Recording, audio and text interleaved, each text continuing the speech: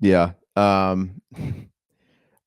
What's the Big Waz, right? You're I don't know. I don't think you Take? know where I'm going with this one. Did he have a But take?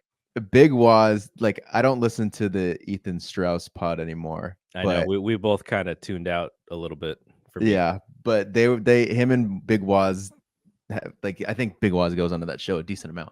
One of the only things that I felt like I truly agreed with them was that the NBA like genuinely needed like a white superstar Mm-hmm. to get more like uh gain back like a ton of popularity, more notoriety for the league.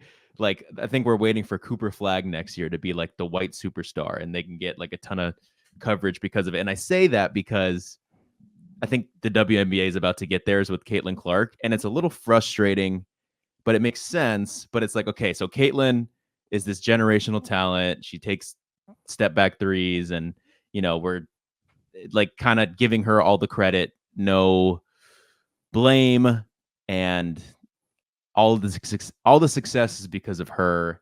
And it's cast Angel Reese as a villain and Caitlyn as this little like superhero, and it all makes sense. Like 70%, 71% of the population is white, and this is a sport that's been pretty dominated by African Americans. And when you see someone that looks like you, and 71% of the people, look like and quotes here, look like a person, then they want to watch that and invest in that more. Because I get it, like being being Mexican, there's not many Mexicans that play in, Japanese as well. Like, remember when we always go to the dinner table, like, oh, Rui Hachimura, like, that's sick. We're having a Japanese guy in the NBA. Oh, Jaime Jaquez Jr., that sounds Hispanic. Like, we're going to root for that guy. So I get it.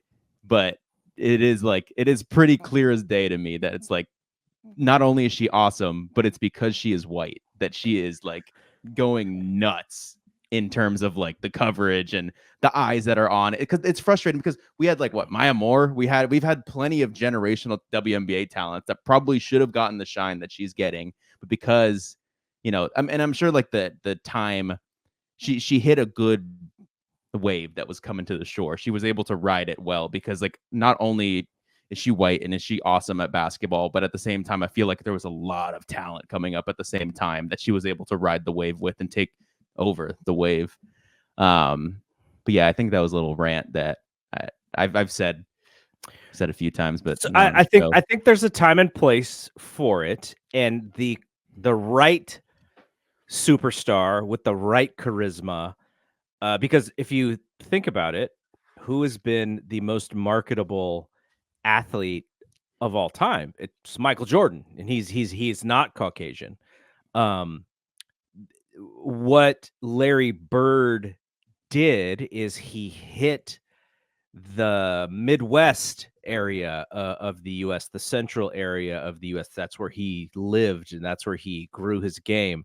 So those folks, which make up a good chunk of people, they were a little bit more invested in the NBA game. They were invested in college, but maybe not so much in the NBA. So Larry enabled a certain number of people who may not have been interested in the NBA get into the NBA. And I think it's why it's why you want a mix. It's why you want a lot of different races involved in your sports because of what you said. Someone who looks like you playing in the league, you're like, wow, like that's really cool. Like there's not a lot of biracial, people like in any time, a Filipino player is becomes something, or even half Filipino player, like that is, the entire all of my Filipino friends are like, they're like, oh, that's my guy for the same Mm-hmm. reason that you just said. So I think Caitlin is a little bit like the Larry Bird aspect of it, but at the same time, she's got so much more charisma than Larry did kind of coming out of college. Larry never forced it either, which I think made a lot of people like him. Is he was never put on. He was just who he was. And I think that worked for a lot of people, but she's gonna have a marketing plan and she's gonna have people around her to help her make sure that she's doing the right things. And so that it's a little bit of a different level when it comes to who she's going to be. But the main thing, and this is where Larry succeeded, she's got to ball out. And if she doesn't, for whatever reason, then it doesn't matter what, what her representation is. She just got to ball out, and I think she will. I don't know if she's going to be, Probably not day one, but yeah, still. she's she's not going to be the MVP. And really, like, if you've watched some of the WNBA, and I'm not saying that I've watched a ton of it, but like a lot of the really good players, you're like, man, this is a really good player.